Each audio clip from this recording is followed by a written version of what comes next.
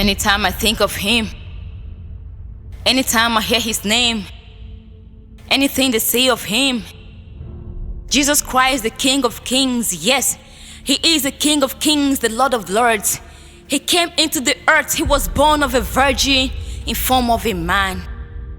He was 100% God and 100% man. He was full of the Holy Ghost, love, peace, meekness, truthful, etc. When he talks, his voice was like a gentle breeze, and when he touches you, your spirit melts down like an ice cream. But then, there were some set of people who never wanted his existence because he walked in love and told the truth. The prince of this world, the Pharisees, the Sadducees, and the never ceased, they took counsel against him and crucified him because he told the truth, and they hated truth and love. But Jesus, the Son of God, was pure, truthful, and full of love. Yes, love.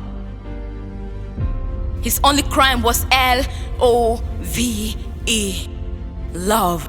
He was betrayed by one of his disciples, Judas Iscariot, who got carried away by love of money, denied by Peter 3 times before the cock rose, beaten by the Roman soldiers. His body was torn apart, the nails went through his legs and hand, sword pierced through his rib, and blood and water gushed out. OMG.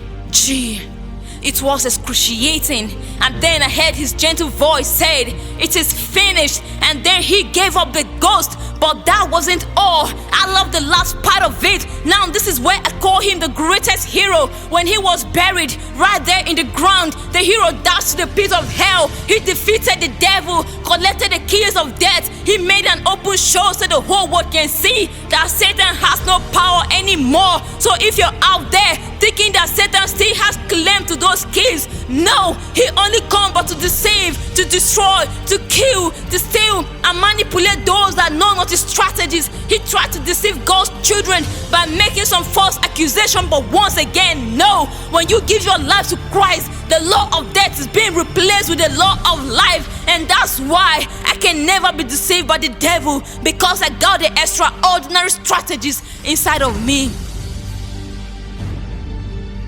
And now they thought after the death of Jesus there won't be any memory of him. But I tell you, they were wrong. For the Bible said, except a seed falls into the ground and dies, it remains alone. And when he was laid in that tomb, they thought it was over. But while in that ground, he was a seed sown. And when he resurrected, he arose with such a glory that no man has never had, ascended into heaven. The clouds opened and received him. Amazing.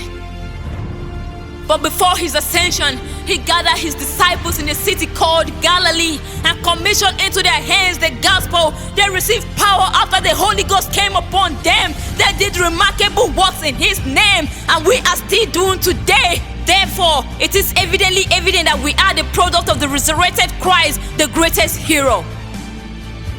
Well, they didn't understand what happened, but I'm like, wow, we have taken over. For the king they crucified a long time ago is risen. He is still alive today. He is still coming back. And he will forever rule.